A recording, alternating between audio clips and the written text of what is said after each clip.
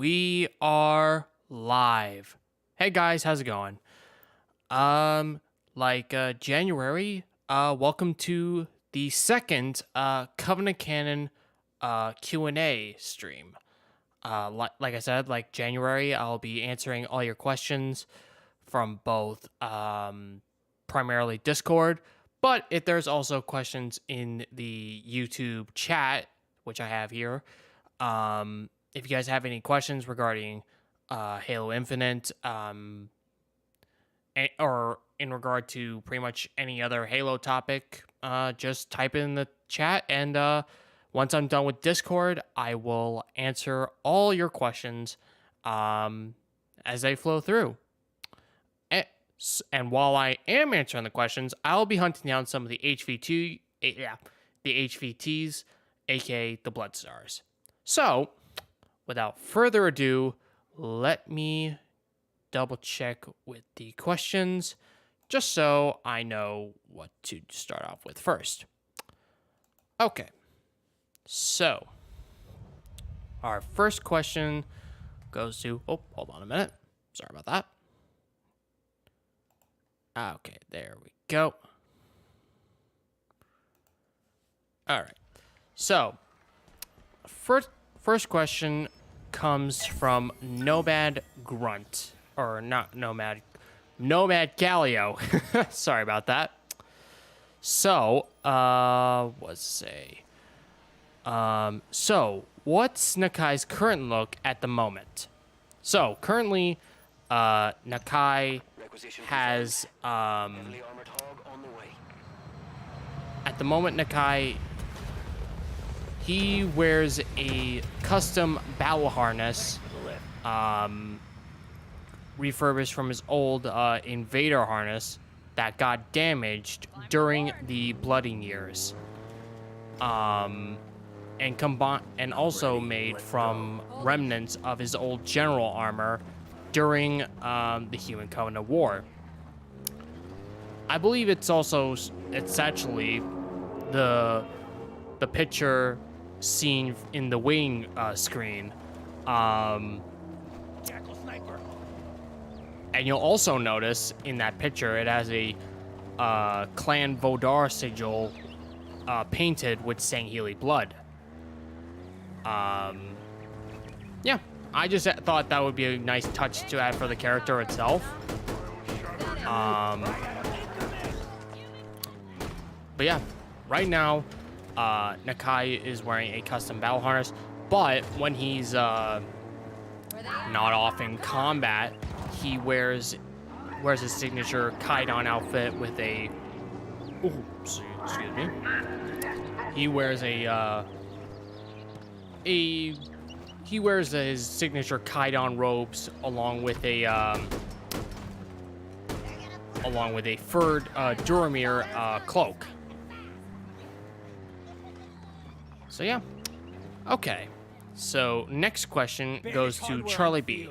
What are Nakai's thoughts on the Legolo? So right now, like most Healy, Nakai has. Nakai pretty much values the Legolo as allies, especially those who fought on behalf of the Healy during the Great Schism. In particular, though, he has a strong disdain for any of the Legolo who supported the Prophet of Truth during the Human Covenant War or during the Great Schism. Yeah, I think that's the closest I can give for the Legolo for Nakai. Oh, we got Akro Vagadoon from Sacrifice. Thousands of UNSC personnel died at his hands. Time to make it right. All right. Let me just pause this right now for the next question. Okay, so Supreme Commander Kam Va Alame, I apologize if I butchered that name. Spartan Vale is interested about the Healy culture and seems she studies it a lot. Are any Healy who are interested about the human culture? what does the Kaidon think of Saint Healy being interested into human culture? Now, as far as I know, lore canon-wise, I don't believe there's any mention of Saint Healy studying human culture, but it wouldn't surprise me that they would study human tactics in order to better defeat their enemies. As for Nakai, during the Human Covenant War, he took some time to study human history, particularly the ancient human warfare, including the Spartans of Thermopylae, the Vikings during the age of Ragnar Lothbrok, that sort of thing. He studied it from records gathered from the Ministry of Infidels, and he also recovered records of human history during some of their sieges, some of his attacks on human planets like Colo and stuff. But like I said, I wouldn't be surprised if there were Saint Healy who would study human culture.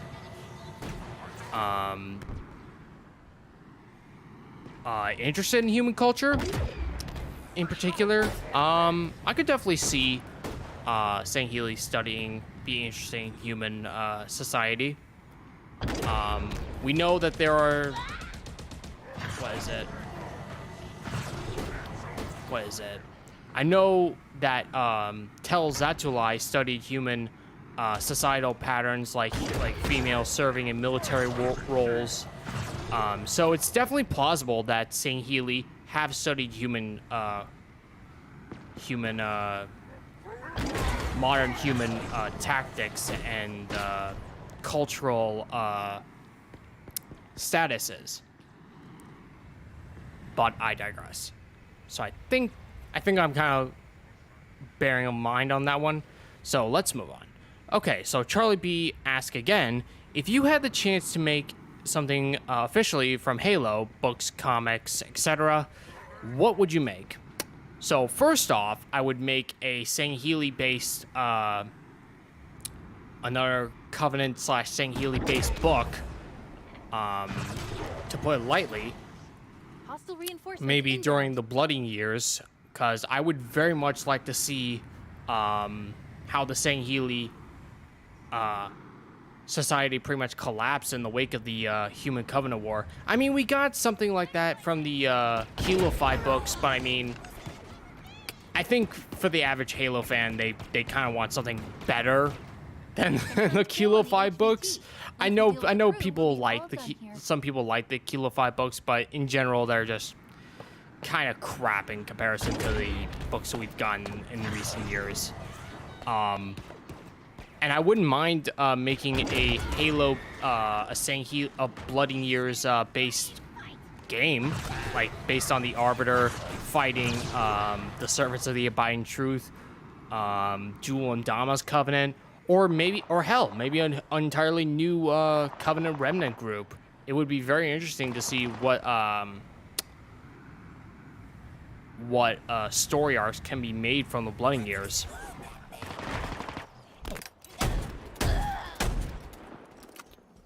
But yeah, I would definitely. Target and crew eliminated.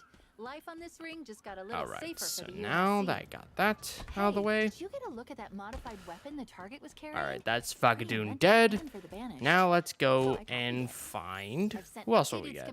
We will go for Engadon. Should give us an edge. I'd suggest sending a thank you card for the upgrade, but you killed the intended recipient, so we can skip that part. Next question goes to Nomad Galio again. Out of each Halo game, plasma weapon, which is your all-time favorite, and what version is your favorite? So what plasma-based weaponry? The plasma rifle.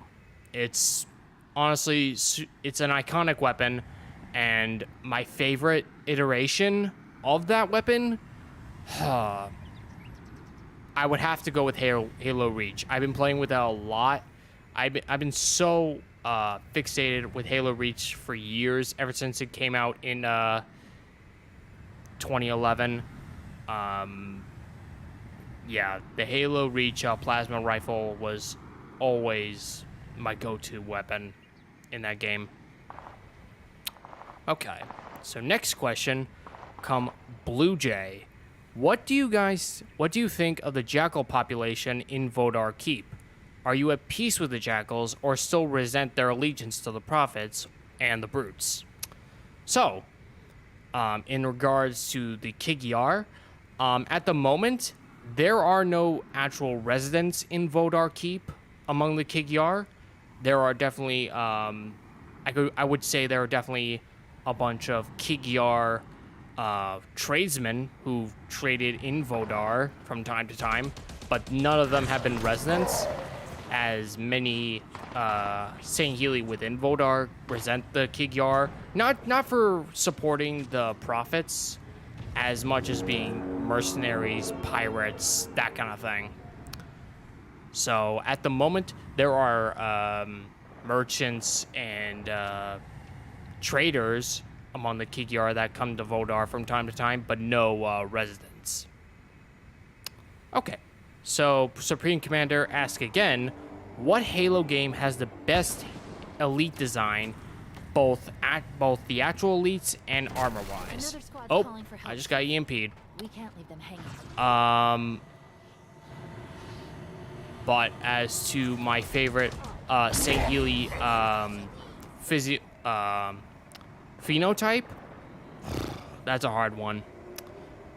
I think if I were to choose my favorite elite design in general, I would say the Halo 2 Anniversary elites. I don't know why. Their anatomy just looks gorgeous, in my opinion, especially in the cutscenes. In-game, it's a little iffy, but like I said, in the cutscene, they just look absolutely gorgeous. And in terms of armor-wise, I would have to say here in Halo Infinite. I really dig the armor design, especially the Warlords. They're definitely unique and very, very pretty. I especially like the Warlord and the Spec Ops elites. And for the record, according to the a Halo Canon article a few months ago, those are in fact Spec Ops, not Zealots, despite what render descriptions would tell you. Okay, I'm gonna pause for I'm gonna pause a minute because I need to scroll down a little bit. Okay, so Supreme Commander asks again, how would an UNSC and Sword of St. Helios joint ship look like? Would it be mixed armaments, like instead of a Mac gun, it would be a plasma lance? If there was a joint UNSC Sword of St. Helios ship, I would say it would have to be something like the Infinity, where it would have complements of their allied groups. Like the Infinity has about 20 Swords of St. Helios, and yet it would also comprise mostly of the traditional armaments. So for example, a joint operation was on the Shadow of Intent, for example. I would surmise it would keep the traditional armaments. HVT eliminated. Now take like, for example, the energy lance and all that stuff.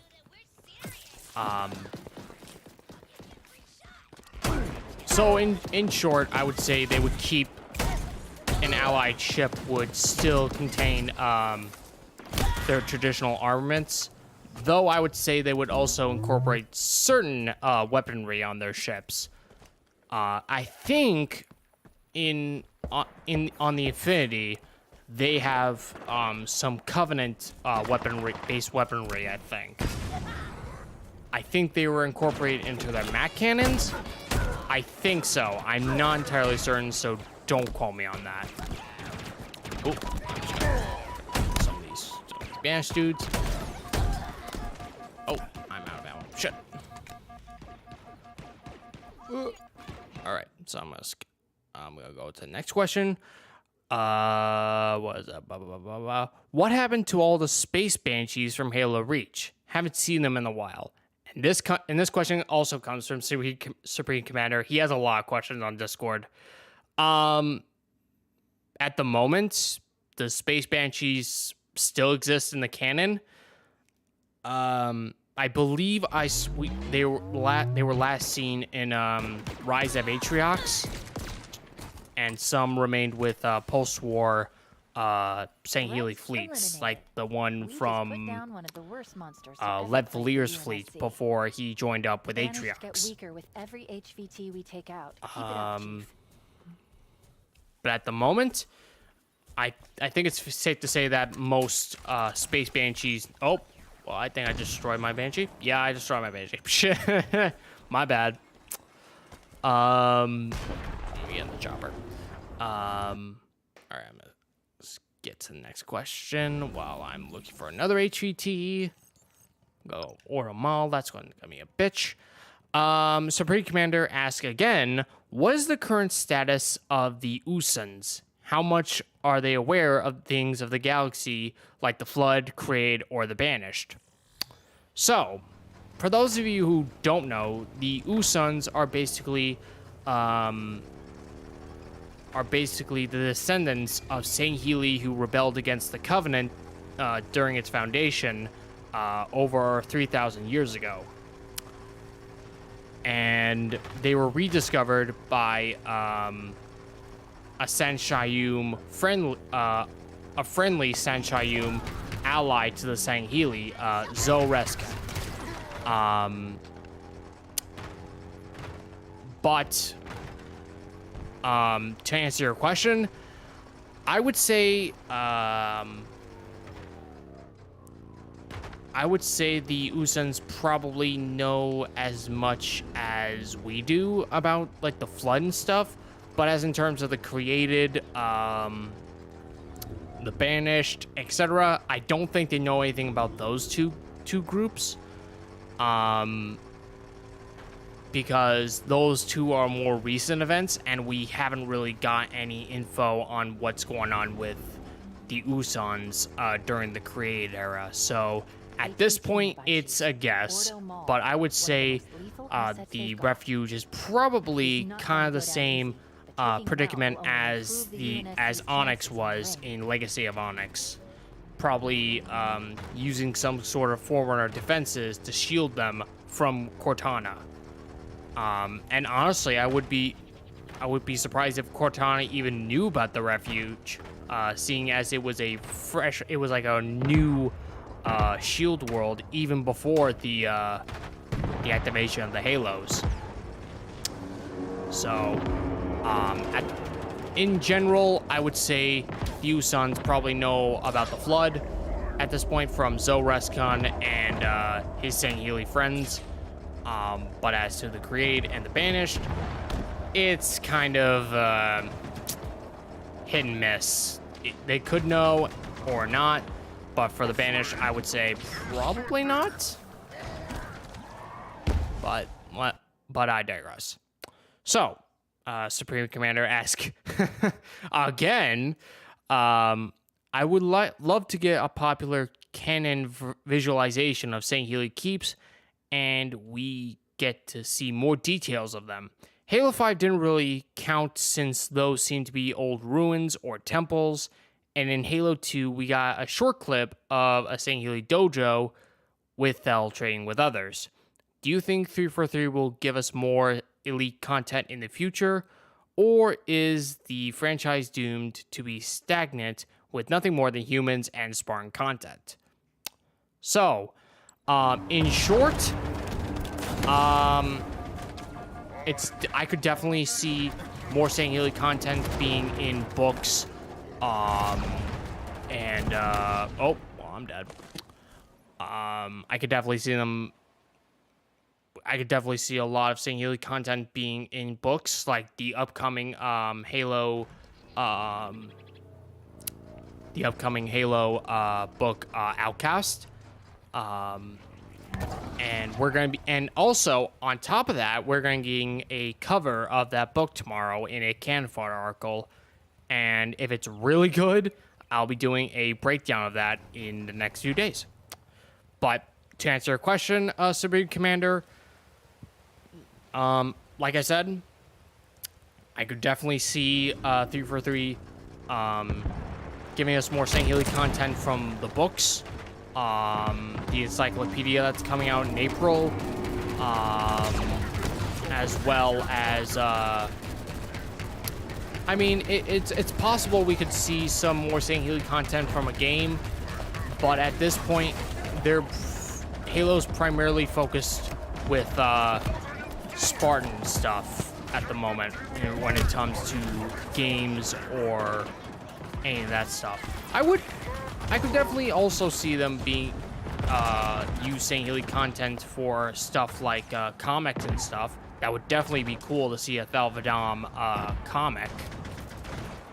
But yeah, I could definitely see more Healy content for the future, and even beyond. I would love to see canons. I would love to see books in regards to the other species of the Covenant, like the Kigyar, Ungoi, Lekgolo, and hell, Jirohanai. I would love to see those guys. Oh, I did. How did I not flip that guy? How did I not kill him?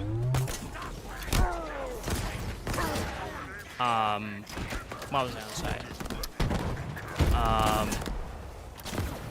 But yeah, in short, it's definitely possible we could see Healy content in the future in terms of extended media, but in terms of games, it's a hit and miss. We could see another level like the Helios maps in Halo 5.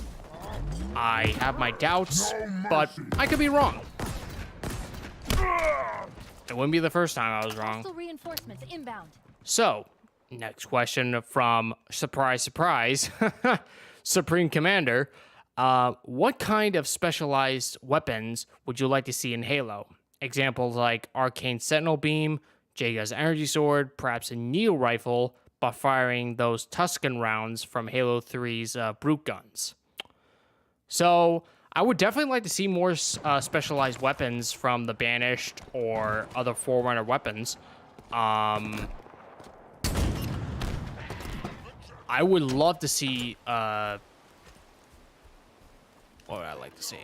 I would love to see the specialized, what was I gonna say? I'm getting distracted with the gameplay right now. But I would definitely love to see more specialized weapons like we've gained for the HVT targets.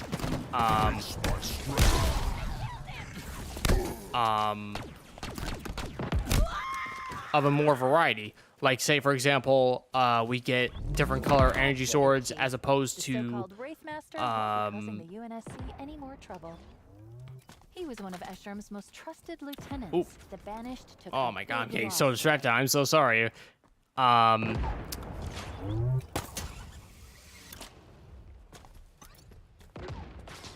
But I could definitely see needle rifles coming into play in the gameplay. I would love to see more weapons from the from the main games, like fuel rod cannons, concussion rifles, and other kind of stuff like that. That would definitely add to the more flavor for Halo Infinite as a whole, not just for the campaign. But I would love to see 343 adding more new weapons, because like the shock rifle is honestly my favorite. I would love to see a specialized version of the shock rifle, like spewing out a longer distance or shocking nearby enemies. But yeah, I will pause ahead for another question from Supreme Commander. All right, so what is your favorite Wraith variant currently? In terms of specialized Wraiths, I would say my favorite Wraith type has to be the anti-aircraft Wraith from Halo 3 and Halo 5. I don't know why. They're really unique within the Halo franchise, and we haven't really seen much of them lately. But in terms of my favorite Wraith design in general, I would say Halo Reach's Wraith. Like I said, I've been solely focused with Halo Reach for years, ever since it was released in 2011. And I played a shit ton of BTB, and I was really good with the Wraith at the time. So, yeah, the Halo Reach Wraith is honestly my favorite, and I would like to see it again. Okay, so we got a new question, not from Supreme Commander, but from Dark Vex. Did Nakai ever try human ice cream or their food? No, he has not. He has never tried their food, except for pizza one time. And he liked it. So, yeah. Moving on. Nomad Galio asks, what do you think of the Insurrectionist? In short, Nakai... I'm assuming this is referring to my saying Healy's view on the Insurrection. While Nakai views the Insurrectionist cause as honorable, he has reservations of their tactics, like bombing civilian targets, Hey, Chief. hiding in the shadows, performing cowardly assassinations. He's all about honor and integrity, and seeing what the insurrectionists have done. While he does sympathize with their cause, he takes issue with their methods. So, I think he would have a lot of skepticism towards them, but he would also sympathize with their cause. Okay. So, Supreme Commander again asks, if Nakai was head of the Covenant itself, how would he reform it? Basically, I that's a big question, and I don't think I can really answer that question thoroughly. But in general, I would say if Nakai was the head of the Covenant, I would say he would want to use his military honorably instead of glassing worlds. I would say he would want to face them fairly in open battle.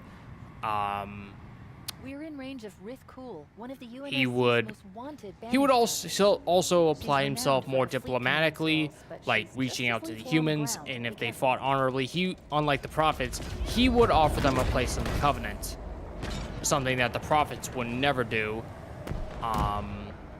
But if he were to discover the truth of humanity's significance to the Forerunners, I would say he would probably try to reach a more negotiable... Okay, there's a little bit of a lag here. Ooh. Okay. Sorry about that, if there's a bit of a lag there. Sorry about that, guys. But yeah, if he were to learn the truth of the Covenant, of the Forerunners' view on humanity from Menachem bias, I would say he would try to reform the Covenant to be less of a religious empire and more of an alliance of mutual benefits. And like I said, I think he would offer the humans a place in that alliance if that were the case. Okay, I'm gonna kill the sniper, dude. Anything else? Okay. Oh. Okay. So, Charlie B asked, what would Nakai's priorities be now that the Creed aren't as big of a threat as they were?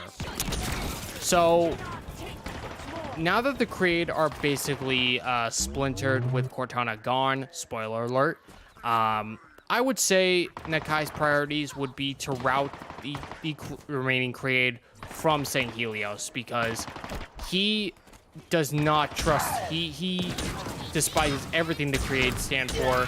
and he would want to preserve the freedom and honor of the Sangheili, especially those of his keep. So, yeah, he would try his best to route the created from St. Helios, and try to fight with the Arbiter to ensure St. Helios is protected from any sort of usurper or conqueror. Just took a big hit. Okay. And we've avenged a lot of So, sorry about that. I'm going to pause it because I need to scroll down a little bit. Okay. So, next one is Blade Master Fitan Drakamai. So, Great Kaidon, what are your thoughts on the infamous assassin Jega or Damnai? Do you believe his prowess and willingness to throw aside tradition is respectable, feared, or perhaps both? So, in terms of Jega's fighting abilities, I would say Nakai would respect his prowess as a warrior, because he's always valued martial prowess, just like any other Sangheili. But I think he would also be appalled by Jega's lack of tradition. I mean, Nakai's been a bit lax when it comes to Sangheili tradition, but he's always maintained a creed, a code of honor to be a honorable warrior. For Jega to pretty much cast that aside, I think Nakai would hold him in reservation for this alone. Okay, so Withered K asks, Great Kaidon, what were the skirmishers' potential role after the fall of Reach? What were the skirmishers' potential roles after the fall of Reach?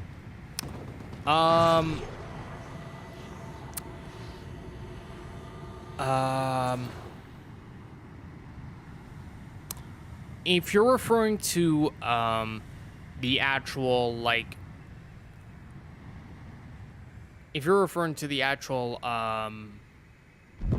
rank of the skirmishers as a whole, skirmishers were basically champ or elite warriors within the Kigyar society. In terms of after the fall of Reach, I would say the skirmisher rank kind of persisted up until the Great Schism and afterwards, as we see in Halo Infinite. If you're referring to the Tavawan, most of them are pretty much based on Tavau, their asteroid homeworld. Though we have seen skirmishers in other media. In Escalation, we have a skirmisher lieutenant, Tech. He was the second in command of Batagejat, the Sangheili mercenary who attacked the Sangheili Jurohane peace talks on Alon 4. But currently, as in regard to the Tavawans right now, as far as we know, they're still alive, and once we deal with the crew, we'll be all done here. They're still alive and plentiful on their homeworld, like the rest of the Kigyar. That might change in the encyclopedia. Maybe the Create bought their loyalty through different riches and rewards they have acquired during their rule. I honestly can't tell you. Honestly, I can only provide an educated guess at this point. Okay, so Withered K asks another question. Would you be in for a game that focuses on human learning Sangheili culture? Absolutely. Vale, we already have Vale, who's astute in Sangheili culture, and she's also going to be in Halo Outcast, and working alongside the Arbiter. So, I would love to get a game that would be kind of centered around a story like what we're getting with Outcast. But yeah, I don't see that potentially working with in terms of sales value, but I would love to see that as a Healy fanboy. All right, I'm gonna take care of these Healy first. Ah, I'm sorry. I'm sorry, my brethren. I'm sorry. Okay, next question. Oh. Okay, so Supreme Commander again asks, any tips for medieval-looking elites? What would they look like? As far as I know, I think medieval Healy would look pretty much like the Arbiter, kind of, or those elites we've been seeing in the Halo TV series. At this point, I can only speculate on what they would look like. They would kind of look like the same, share similar traits from medieval knights, plus, I could also see some samurai-looking Healy that we saw from Halo Legends. That could also be a trait. Barrett's down. And just like that, and I could also see, there are also shots from pre-Covenant Healy in Halo 2's anniversaries terminals. So that could potentially, I can't remember what they exactly look like, but they kind of look the same, but more in the, they kind of look like the H2A elite combat harness, but more of a metallic metal type armor. So yeah, all right, I'm gonna pause this again because I'm gonna scroll down a little bit. All right, so the last question from Supreme Commander thus far asks, what kind of ranks did elites hold before they got the Honor Guard title? For that question, what kind of ranks they would hold? I think it would vary really on the elites and what they did in terms of their combat prowess. We know that Uze Taham was approached to become an Honor Guard, and he was part of the I think he was a Spec Ops.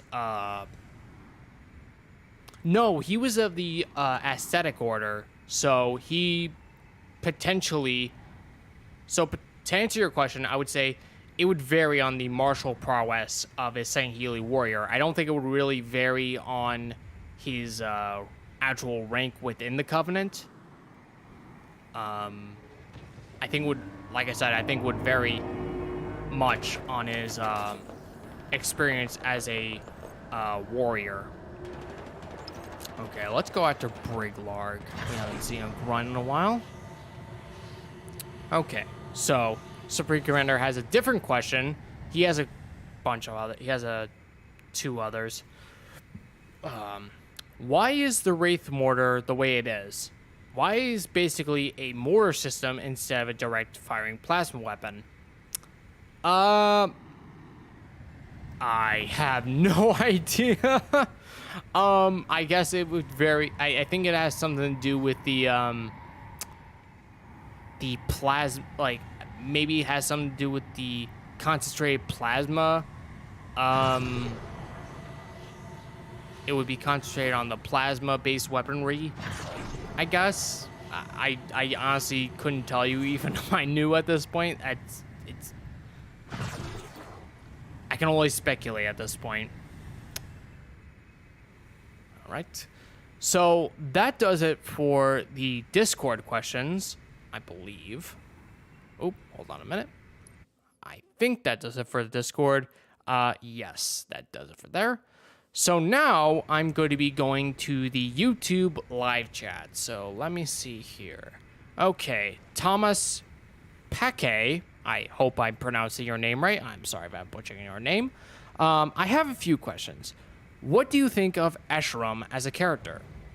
Will you make a video about him, and like how oh my god, I'm sorry for butchering this. Like how you did with the banished Bloodstars. He's my favorite villain in the series thus far. In short, I love Eshram. He's my favorite character from Halo Infinite. I love his arc. I love that instead of some random brute villain that we would traditionally get, he's basically a brute who's trying to look for a good death because he's basically dying from a terminal illness based on his coughing. Like he's just trying to go out like a true warrior, kind of like a Viking. Like they don't want to die as old men; they want to die in battle with honor. And yeah, he did. And even the Master Chief respected him for that. And I don't think we've seen Chief respect an enemy like he did with Eshram. So for Master Chief to hold Eshram with respect, that definitely leaves a mark on someone. But to answer your second question, yes, I will definitely be making a video about him. I'm just waiting for the encyclopedia to come out because undoubtedly we'll probably get some new info from there, or maybe some new visualizations, and all that junk. So I'm very much waiting to get as much info as I can. And yes, I will pretty much, I think I will have it in the same format like I did with the Bloodstars. I'm still thinking of a way to have a scenario to introduce that character. Okay. So, okay, so Cult Finn asked, good evening, Covenant Canon. How are you doing, brother? I am doing very good, actually. I haven't been having a very good month in February, but thus far, with March, with my birthday approaching next Saturday, I'm very optimistic, and yeah, I'm very much looking forward to what March has to offer, especially with the TV series and other stuff coming. Oh, get off my Banshee. All right. But yeah, I'm in high spirits right now. And I'm very much looking forward to what March has to offer. I'll pause this right now because I need to answer the other question. Okay, so I have a question. What were the skirmishers' roles in the war after Reach? I already answered this question, so I will answer. Oh wait, it's the same person. Oh, well, I'm gonna skip that question because I already answered your question. I'm sorry about that, Wither K. What else?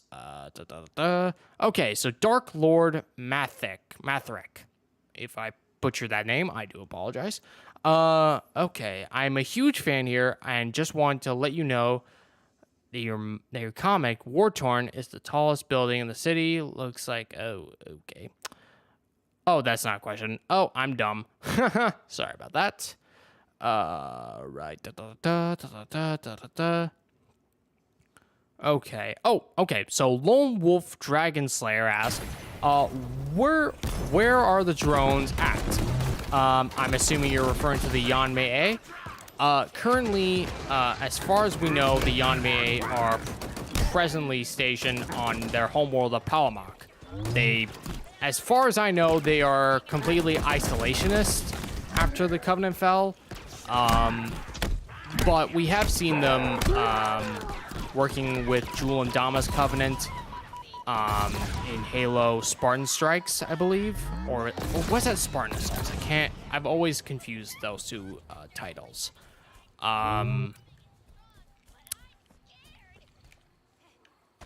But there are also Yanmei functioning on St. Healy colonies such as Decided Heart or Malarok, living alongside St. Healy Kaidons from that planet. So, to answer your question, the Yanmei are pretty much being isolationist at the time. I would love to see them return in another Halo game or maybe a book. or something like that. But at the moment, they are nowhere to be found. Just chilling around in their hives. Once we deal with the crew, we'll be all done here. Okay, so... Oh, hold on a minute. Let me take care of this a little faster. All right. Die! There you go. All right, so... Now that we got that out of the way. Okay, so Cult Finn asks, what weapons would you like to see make a return to Halo? Imagine if we get an elite armor core, and with them, we get a plasma rifle. I would love to get the plasma rifle back in Halo Infinite. That would be a dope-ass weapon to use. And hopefully not just a brute plasma rifle like we got with Halo 5. I would like to see more of the...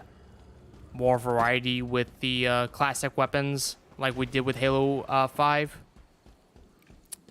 But, yeah, I would love to see, I said this before, I would like to see the fuel rod cannon return. I would love to see the focus rifle return. That is an underappreciated Covenant weapon.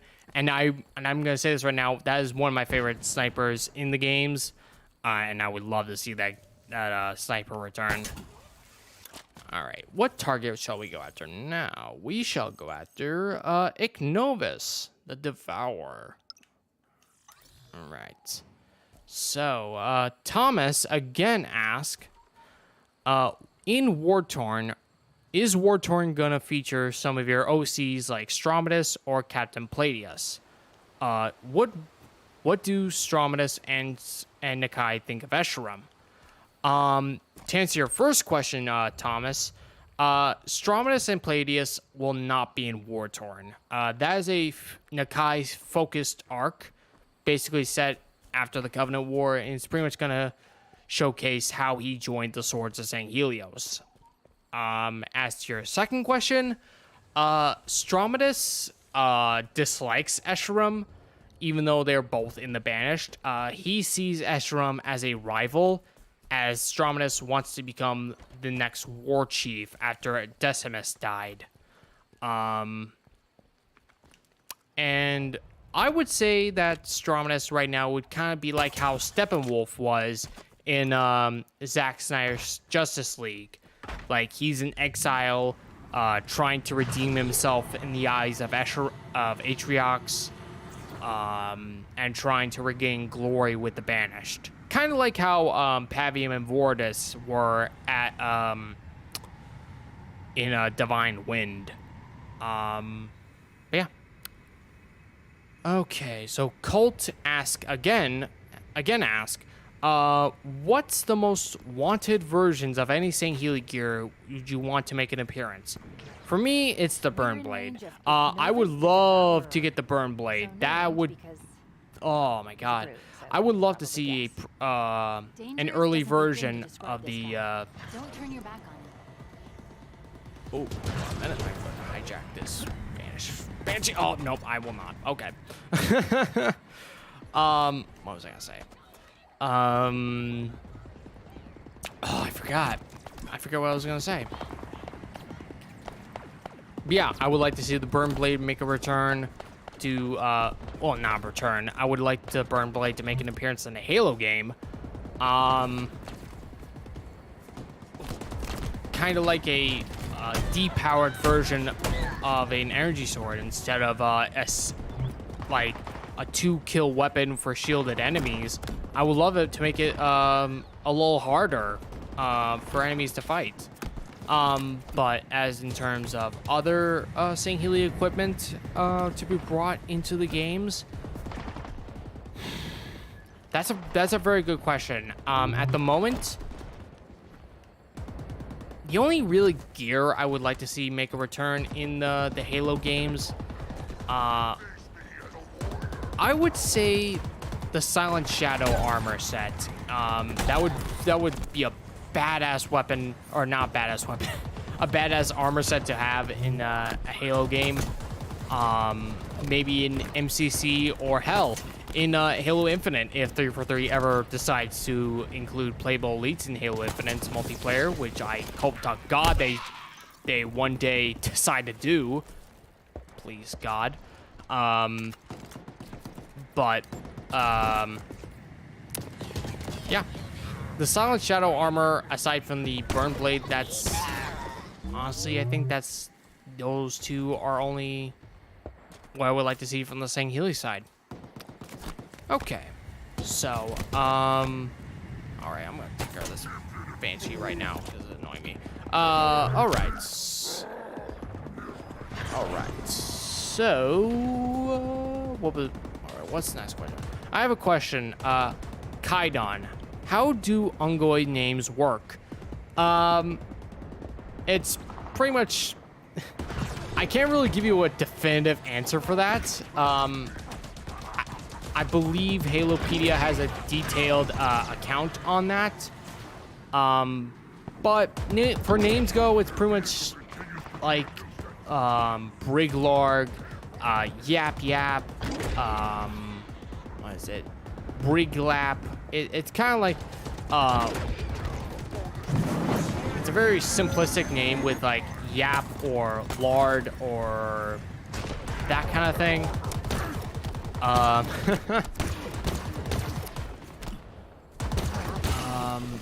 Bitbab, Yabab, those pretty much are base examples for grunt names. Oh my god, Diagnovis! There we go. HVT down, but we still got threats to finish off. Oh, really? God damn it. Okay, so that answers your question, Maze Thrower. Okay, so Colt asked again. I would love to get a better look at the Ultras and Warlords, but oh, that's not a question. I'm sorry about that. All right, so Colt has... Okay, here's a question from Colt. What ship is your favorite one? For me, it's the CSO, CAS, and CPV.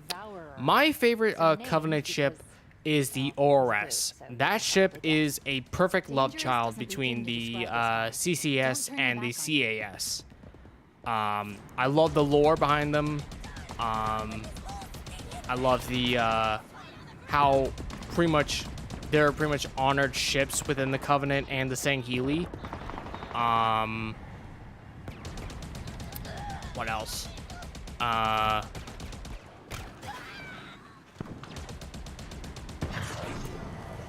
And I love that pretty much in the post-war era, like they're like one of the most valuable ships to have at the time. For now,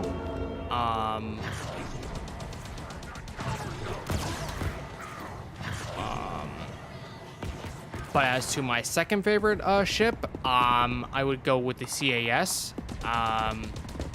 And my third favorite, I would say the CCS class battlecruiser. I've always loved those classic design ships. Obviously, the Truth and Reconciliation will always be my #1 favorite. And the Shadow of Intent, as in terms of the CAS line. Now take out the rest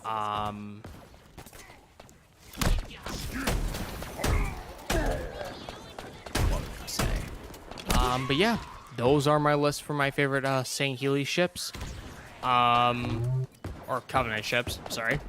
Oh, actually, before I continue on, my honorable mention goes to the Healy blockade runners.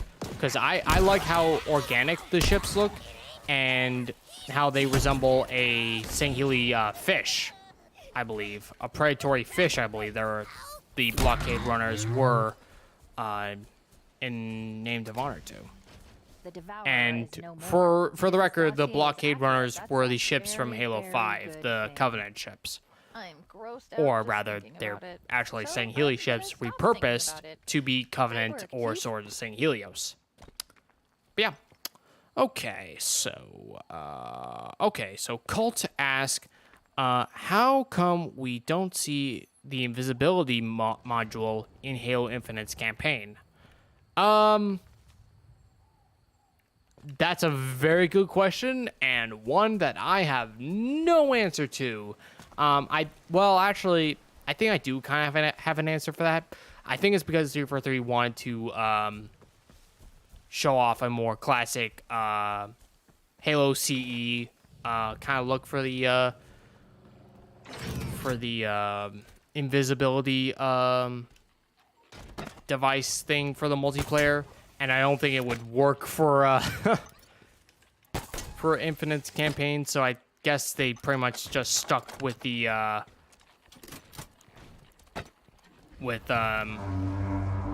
they stuck with like the I believe it's the evade module, and they just kind of stuck it with the Healy Spec Ops for no other reason, just because they're Spec Ops. Okay. So Thomas asked, if the Swords of St. Helios were to return to Infinite, do you think they would have the traditional Covenant weapons like the plasma rifle, for example, or establish a different or establish difference from the Banished, or to establish differences from the Banished? Sorry if I butchered that. Yeah, I could definitely see them sporting the traditional Covenant weapons that we've seen in the core games. Though I would love to see them have some of the weapons from Halo Infinite, like the Pulse Carbine. Hell, I would like to see them have storm rifles. I wouldn't be opposed to that. And I could see them sporting something of a Infinite / Halo 2 anniversary look for the Swords of St. Helios, just like we saw in the opening cutscene of Halo 2 Anniversary's missions. Or not missions, rather the opening mission for Halo 2 Anniversary with Locke and the Arbiter.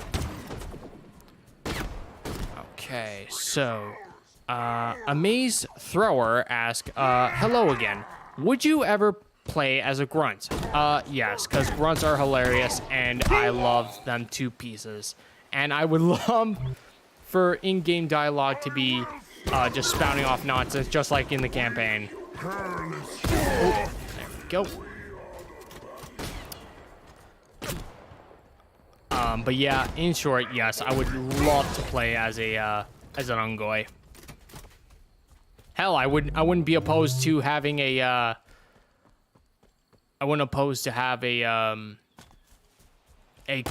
playable grunt in Halo Infinite's multiplayer. It probably wouldn't work for competitive, but would sure be funny as hell. Okay, so Cult asks again, are there any other shipmistress St. Healy other than Maquis? And was she a shipmistress of a Phantom or some other ship? Instead of Maquis Chava, I don't think we've seen other St. Healy shipmistresses. And as opposed, and to answer your question with what ship she commands other than Phantoms, currently it's unknown, though I wouldn't be surprised if Maquis commanded a blockade runner or some other type of St. Healy ship during the Blooding Years. All right. So Cult has another question. How would you see the elites react to mechs made by? Nah. Okay. Now let me start over. How would you see the elites react to mechs made just for elites, like grunt goblins, but bigger and meant for elites? I think because of their martial because of their need for martial prowess, I don't think the elites would favor mechs, honestly. I think they would prefer fighting in vehicles like ghosts, wraiths, etc., or fighting in open battle fairly like any other warrior. I think they would honestly leave mechs for like Jirohanai or grunts, like they have in Halo Wars 2 and Halo 5 with the goblins. Right, so I'm just gonna select. What am I gonna choose? What will I choose? I will choose this. Okay. Right. So, okay. So Thomas asks again, what do you think? What do you think that the hand of Atriox were wasted? Do you, oh, okay. Let me restart this again. I'm sorry. It's a Sunday and I'm already losing my mind right now. So Thomas asked, do you think the Hand of Aatrox were wasted? I think the Hand of Aatrox with the delete Spartan Killer Skirmisher should have popped more in the campaign and that most intense times than retreat. In terms of wasted potential, I would say for the most part, yeah, they were kind of wasted, especially with Hyperius and Tavares. I thought we were gonna get more combat from them. I thought we were gonna get like at least a cutscene of 2 of them, like chasing us or capturing the pilot or something. But instead we just fought him as a rando boss and that was it. For what we saw from the Canon Fire articles and the concept arts, I thought we were going to be facing like big time bosses like Escharum and Jega, but yeah, I would say for the most part they were kind of wasted potential. I would have loved to see a Healy Hand of Aatrox. I would definitely love to see a skirmisher like that. Maybe we could see more Hand of Aatrox members in DLC moving forward. I would be surprised if it was only Hyperius, Tavares, and Jega as the only members of the Hand of Aatrox. I would imagine Escharum would have picked more than just 3 people. But at the moment, yeah, they kind of were wasted a little bit as an enemy. So, yeah. Okay, so Cult asked, do you think Jega is dead? Yes, he is dead. I don't think Jega would have survived the boss fight from the House of Reckoning. I mean, I could be wrong, but for the most part, most of the bosses we've killed thus far in Halo Infinite, they haven't returned. At least in my opinion. I think at this point they're just dead. I mean, I would be shocked and relieved to see that Jega somehow survived the boss fight. Maybe he might be a secondary villain alongside Aatrox and the Zalanen. Who knows? Okay, so Thomas asked, how did the Banished design... Let me say this again. Okay, so how did the Banished design and made those dreadnoughts seen in Halo Infinite, along with new weapons like the Skewer and the Ravagers? I personally think they were inspired by Jirohanai stuff. They're gonna explain how dreadnoughts were designed further in the upcoming encyclopedia, but a Canon Fire article details that they were made from leftover Covenant ships because Aatrox wanted to bolster the Banished fleet. He wanted to bolster the Banished fleet and had some I don't remember the exact name of the Banished of the Jirohanai armory, but they designed the Dreadnought after repurposed and captured Covenant ships. Oh, I'm at a fob. Okay, let's just clear out some of these guys. Cool. But yeah, I think like most stuff, the Banished pretty much salvage most of their stuff from the remnants of the UNSC, the Covenant, and anything else they can come by. And they have factories that can make their own stuff like wraiths, armors, and all sorts of stuff like that. So, like the Armory of Reckoning and Ransom Keep, the Forge of Tish in here, they're pretty much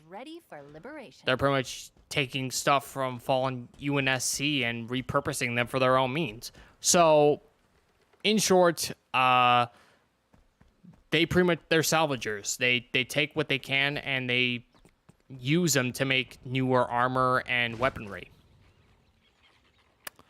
Okay, so David asked, what happened to Shipmaster Valer after Halo Wars 2? And do you know, and if you don't know, do you think he will be a boss in DLC? Now, this has been asked before in a Q&A, and I will answer this again. In Halo Divine Wind, a book written by Troy Denning, it's revealed that after Aatrox left Reach, left the Ark for Reach, he left Valer in charge of the Banished War effort on the Ark. So he's in charge of both Pavium and Vordis, and last time we saw him, he was battling the UNSC and the remnants of Truth's loyalists over a Forerunner portal that Aatrox used to escape to Reach. So, to answer your question, David, he is alive and he is in charge of the Banished on the Ark. Okay. So, next question. Thomas, do you think Escharum told stories of pre-first immolation Jirohanai times to Aatrox during their training sessions? And do you think this could have planted the seed for Aatrox's future rebellion? I mean, seeing as Escharum is like really old, I wouldn't be surprised if he was around during the first immolation, because that was nearly 70 years before the Covenant discovered them. Actually, no, not 70 years. A decade or two after the first immolation. So yeah, I would definitely see Escharum telling Aatrox of what happened during the immolation and before. Because in in a cut dialogue from Aatrox, he pretty much says about the Jirohanai were once a great people, taking over Doisak's moons, but we were squabbling amongst ourselves, and pretty much blah blah blah, all the first immolation talk. So yeah, I would definitely, and I would also see those playing root in Aatrox's mindset that the Jirohanai warrants a great people, and I could definitely see that being the seeds of what he would later do in rebelling against the Covenant and founding the Banished. So perhaps the Banished are something kind of to return the Jirohanai to the path they were before joining the Covenant. Because a great many Jirohanai pretty much admire Aatrox, because maybe Aatrox could represent what they once were and could be now. Right. So, I'm gonna pause a minute because I need to refresh myself. Okay, so Cult. Oh my god, it seems you and Thomas are asking a lot of questions here. Not bad, mind you, but it's like, wow, you guys have a lot of questions for me. Okay, so how would you want the campaign to be like? Do you want it to be a mix of Halo 3 and Halo 5, where there are different characters? I think you're referring, if I'm reading this right, I think you're asking me if I could make a Halo sequel campaign. Would it be like Halo 3 and 5? I would say if I were to make a campaign based on something else, I would say I would kind of like it to be a mix of Halo 2 and a little bit of Halo 5 in terms of going out to like with Halo 2, what it did best was introducing key characters that weren't that weren't just the Chief. Like, we got the Arbiter from Halo 2, and his story thus far was my favorite in a Halo game. So I would say if I were like a Halo campaign, I would definitely like it to be branching out beyond the Chief. Like, have it be a Master Chief story, but also include a different character. That way we can get attached to further sequel games. Oh, you're talking about co-op campaign. Oh, whoops. You're referring to co-op stuff. Oh, okay. To answer your question, yes, I would like it to be like Halo 5's, like with Blue Team and potentially other allies, like Halo 3. I would definitely like to see Blue Team return in as co-op characters. Though I would like also, if we were to get the Sword to Sing Helios in Halo Infinite's DLCs, I would love to see the Arbiter, Enthos, Sram, and Uze Taham from Halo 3's co-op. I would definitely love to see those guys make a return in as co-op characters. Okay.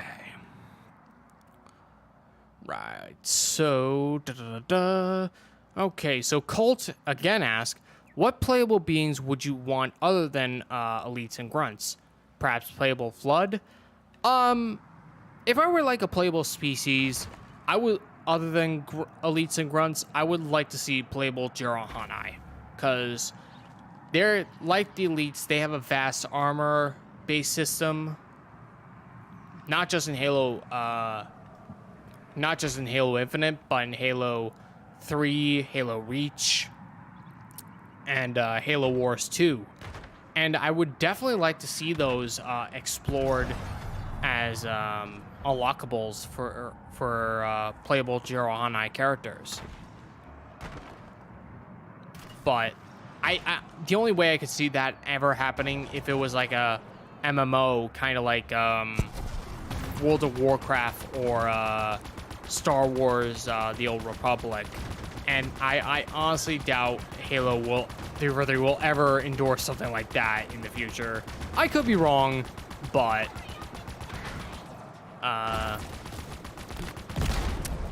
so Cult again asks, where do you think the Arbiter is? And I really hope he's alive. Yes, right now the Arbiter is alive, and actually he'll be the central character for the upcoming Halo book, Halo Outcast. It's written by Troy Denning, who wrote Last Light, Silent Storm, Oblivion, those sorts of books. And basically, the Arbiter is going to be working alongside Olympia Vale, and they're going to be looking for. They're going to be going to Netherop.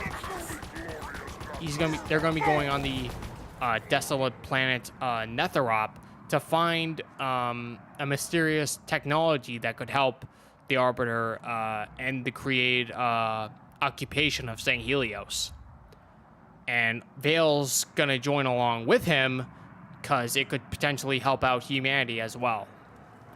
So, yeah, the Arbiter is still alive and kicking thus far. And he's gonna be working alongside Vale. And like I said earlier, we're gonna be getting a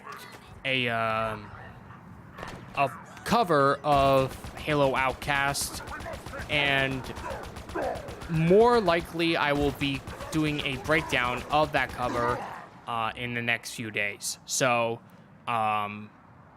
please keep an eye out on the notifications for my channel for that, because that will be coming very, very soon. Okay.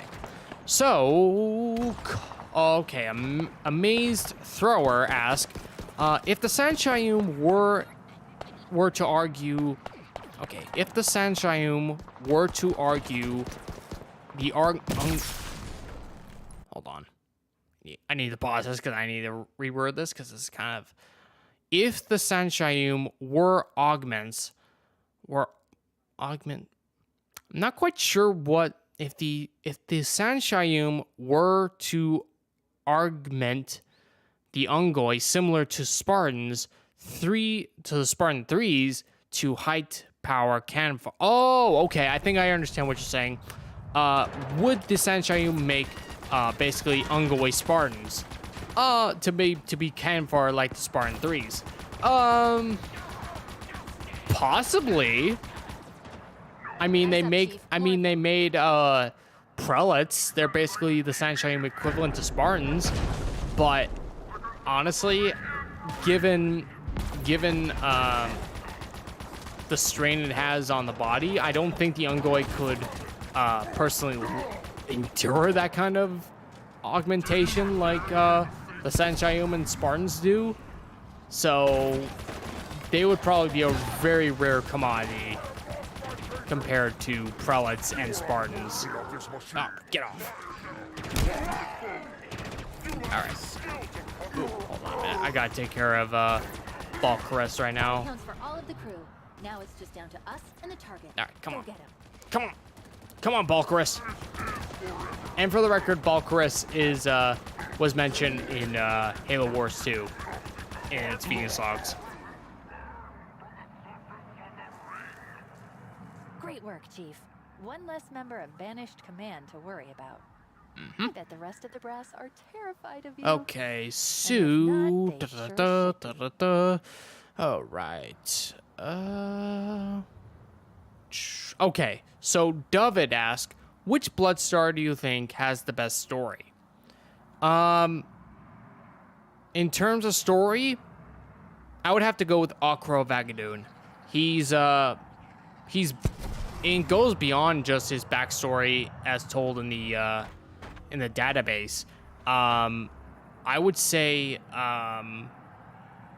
because in the short story Sacrifice, Akro Vagadoon joined a banished raiding party on the Dreadnought to acquire the Swift Space crystals that Aatrox used to escape the Ark. To reach. So it's definitely. So I would say Akro Vagadoon is my all-time favorite Bloodstar in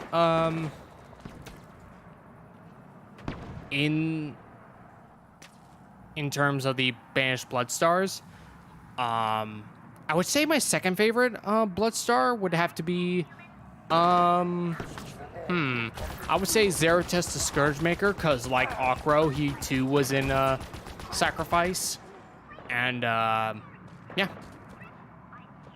So moving on. Okay, so Thomas asked, do you think the Banished will try to take control of other Halo installations or just Zeta Halo?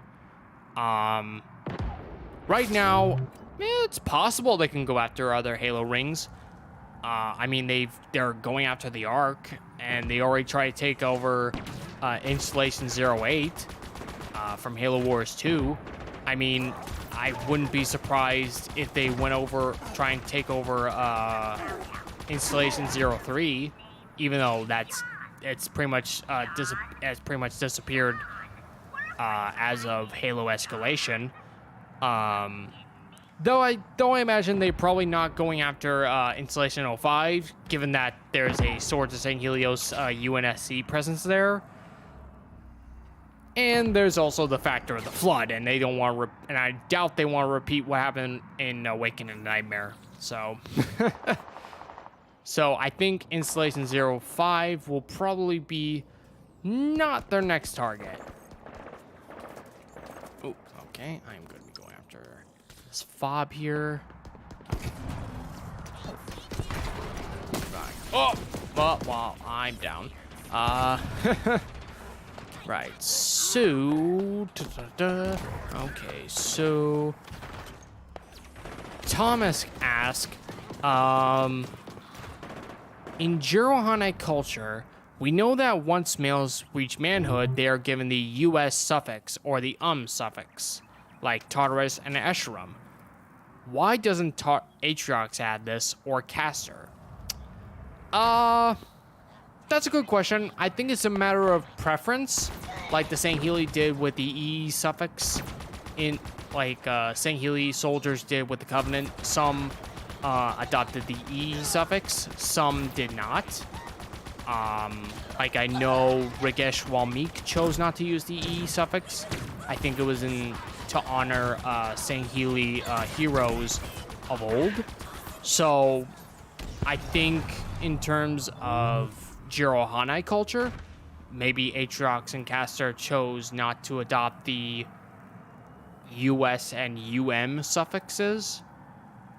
Or maybe it's just different base naming, because we know Jiro Hanai names are pretty much based on Roman, Greek, and Germanic names from the old Roman era. So it's kind of hard to guess. It could be anyone's guess at this point, but at the moment, I think it's just the and going by the energy consumption, a really busy one too. Oop. Expect heavy resistance. I believe. Oh, yep, this is the Army of Reckoning. Oh, sorry, I cannot breathe right now. It's the Armory of Reckoning. All right, so we're not going to attack that right now. We are going to be going after the Fob. All right. So, all right. So, Eduardo Rosale asks, what military training do Covenant soldiers need to complete to enter the battlefield? So, that's kind of difficult to me to discern for now, but I think the closest thing we get to military training is for Healy, and pretty much with Healy, they're pretty much trained in common rooms within keeps, and they're pretty much trained till they reach a certain martial prowess, and once they reach a certain age, they are allowed to join the Covenant military. And I know that Urtaz Vadum and Uze Taham visited war colleges on St. Helios to enter naval service. So I think that's the closest thing we get in terms of actual military training. But in terms of the other races of the Covenant, we know Grunts attended something called the Nipple Academy. So that's kind of, we don't know. I don't know what else they do in this Nipple Academy. They probably just train with basic Covenant weapons, I guess. But it's anyone's guess at this point in terms of the others. But if I were to guess for the Jiro Hanai, it would probably be the same case at the St. Healy.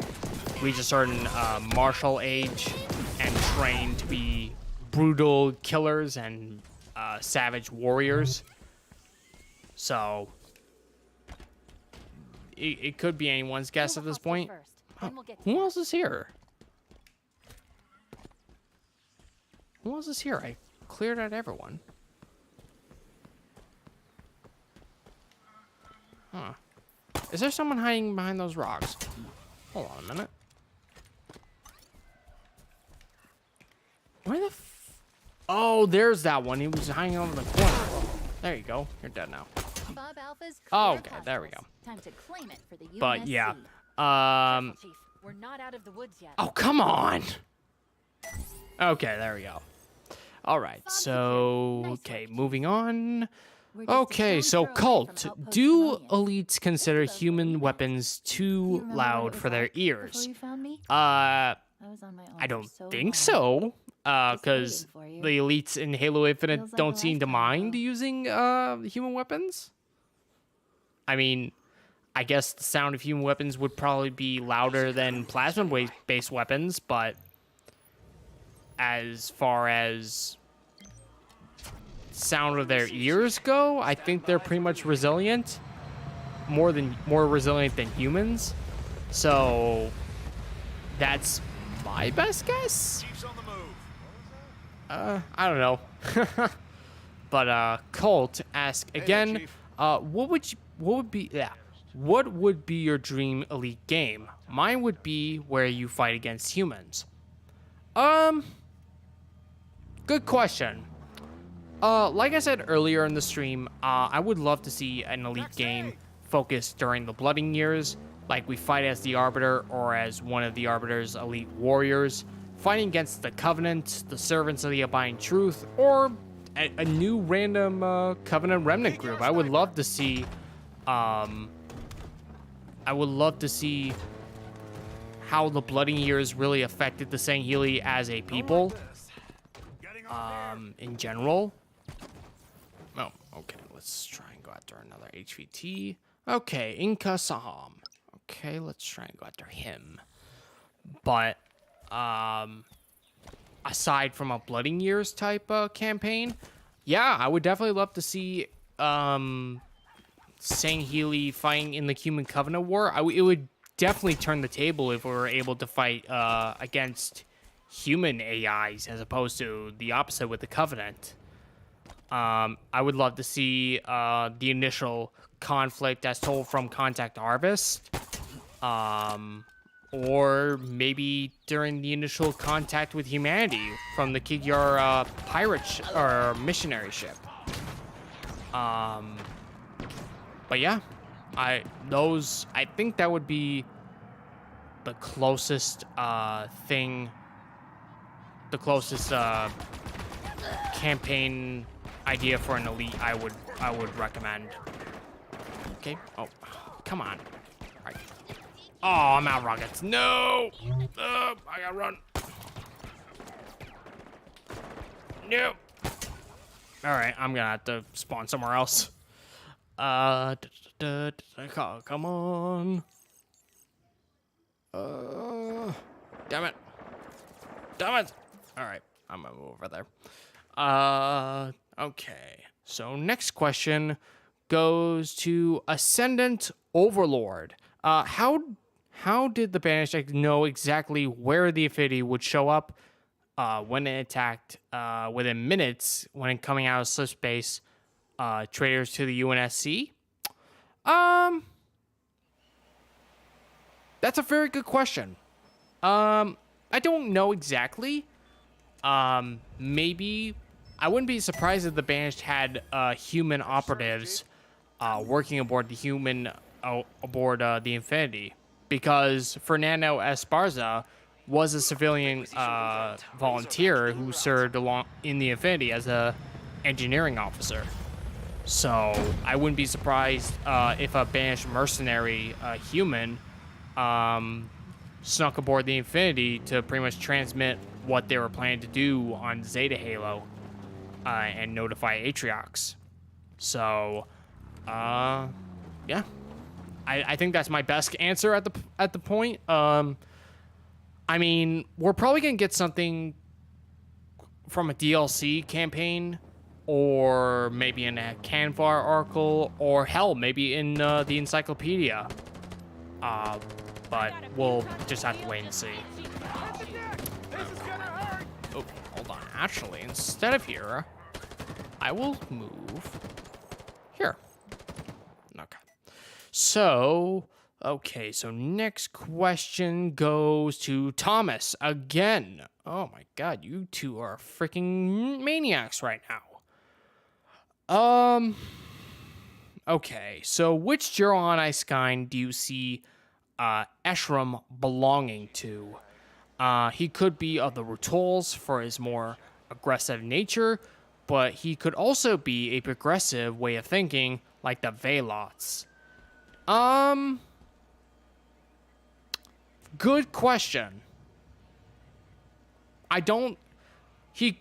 You make a valid point, Thomas. He does have the traits of both a Rutol and a Veloth, but at this point, I don't think he's affiliated with either groups.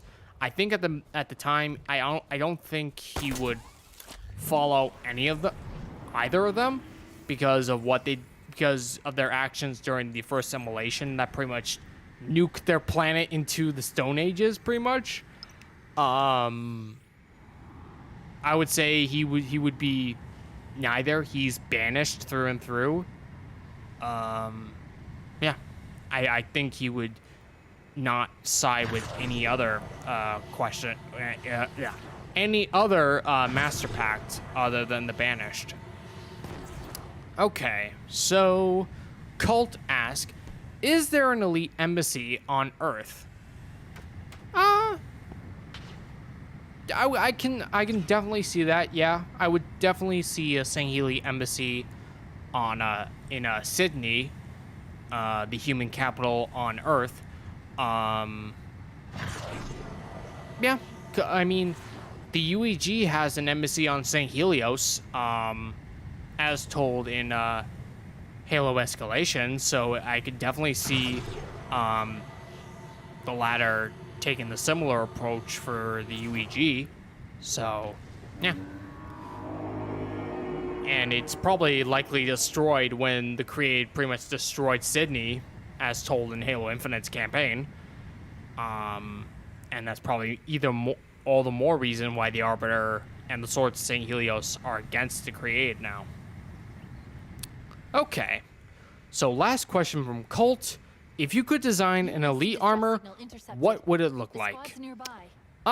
If I could design an elite armor, I would like it to be something kind of like a mix between what we saw from the Arbiter's armor from Halo 5, kind of like a medieval knight kind of design. And I would also like it to be something similar to the samurai armor as seen from Halo Legends. I would love to see a mix of both armor sets playing out in a Halo Infinite multiplayer customizable armor set. Another squad's calling for it help. could. We can't leave them hanging. I mean, I could definitely see it being kind of like my custom elite armor. If you guys haven't followed my Twitter account, you will definitely see it. And also, it's in the waiting screen in the beginning of the stream. So, yeah. Whatever's going on in there. Okay, so got one more question from Thomas. Oh, that's not a question. That's more of a comment. Okay, so I think that does it for the YouTube questions. I think we got one more from Discord, so I think I'm going to answer that. And I think that will be it for the stream, unless anyone else has any more questions in the YouTube comments or Discord. If you have any more remaining questions, now is the time to ask them. Okay, so Charlie B on Discord asked, would you like to see goblins return in Halo Infinite? Yes, I would definitely like to see the goblins. They were really cool. They were really fun to fight in Halo 5's Warzone game type. I definitely loved the... They were such a pain in the ass, especially the ones with the needler missile launchers. Those things were a fucking nightmare, but it was like, I definitely enjoyed like the taunting of those pilots. They were just so hilarious. I loved it. But yeah, in short, I would definitely love to see goblins in Halo Infinite, especially in the Halo 5, or not Halo 5, Halo Wars 2 look that we got from the Yap Yap leader class. And I would also like it to be in the same gameplay type, kind of like we got from Halo 5. Okay, I think that's it for Discord. All right, let's move on. Oh, we got a couple more from YouTube, so I think that'll be it once I take down Inka Saham. Okay, so Amazed Thrower asks, what is your favorite Ungoy armor? Good question. If I were to say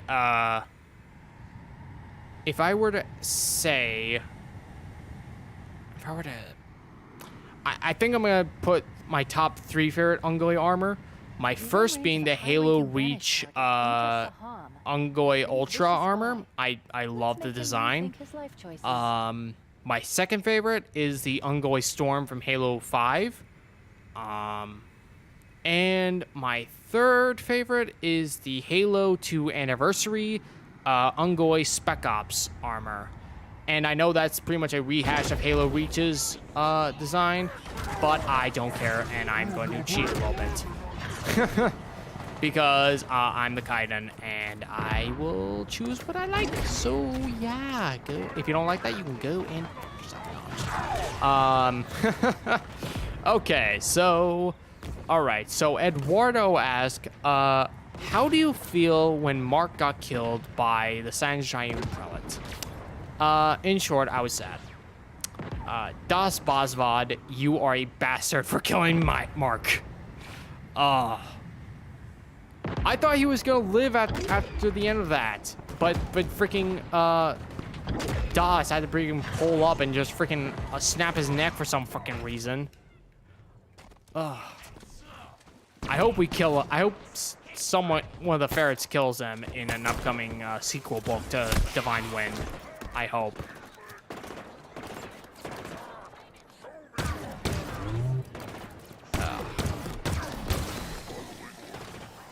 Okay, so... What do... Okay, so Colt asked, what do elite clothes look like? So, actually, there is actually something of a visualization of elite clothing that we got in the media. In Halo Legends, the duel, in the duel, St. Healy clothing is kind of represented old Japanese type robes and tunics. So I could definitely see it something kind of like what we saw for Halo Wars, Halo Legends: The Duel, in terms of robe design, and I could definitely see elite clothing also having like fur mantle cloaks, kind of like my elite OC. Because most of my clothing that people see in War Torn, they were kind of based on the clothing from Halo Legends. So yeah, at this point, tunics and robes, like from Japan and old Middle Eastern styles. I think that. I mean, we might get some visualizations in the upcoming encyclopedia, but at the moment it's just tunics and robes. Okay. Oh, let's take out Saham and bye-bye, Saham. Haha, got you. Okay, so target and crew neutralized. All right. With Saham out of the way, think. UNSC has one less ahead. monster to deal with. So let's talk about my question. Oh, okay. Okay, so would the banished prove? Okay, so Ascendant Overlord asks, I think this will be the last question before I end the stream. So, Ascendant Overlord asks, would the banish prove effective against the Empire from Star Wars as in a theoretical equal engagement? In terms of fighting the Empire, I mean, the Empire had the Death Star. They had 2 Death Stars, and they had humongous ships. So, I don't know. I mean, the Covenant did have high charity, and they did had CSO supercarriers, and those things were freaking huge. I mean, the Banish. I mean, in terms of fighting against the Empire, I could see the Banish performing the same hit and run tactics and piracies that they pulled against the Covenant. But in terms of actual engagement, it's kind of difficult to guess at this point. I would say they probably would be. They could defeat the Empire, similar to how the Rebellion defeated the Empire in the Star Wars movies. Well, actually, yeah, I could definitely, if they performed similar tactics that the Rebel Alliance used, yeah, they could be a match for the Empire. If they employed the same tactics they used against the Covenant, that is, they could definitely outlive them. So, yeah. But with that, I think that does it for today. So thank you guys for coming here and asking all these questions. I really do appreciate it. And if you guys have any further questions to ask away in the comments section of this video, or go to Covenant Canon's Discord. If you guys don't know where that is, it is in the description below. You can join freely, and it's in the community section, and it's entitled QA submission. So if you guys want your questions answered, come back here next month. The opening Sunday of each month, and I will answer your questions. So yeah, that will do it for this stream. If you guys like this video, hit the like button, and if you want to see more Covenant content in the future, just hit the subscribe button and push the bell button for any other stuff.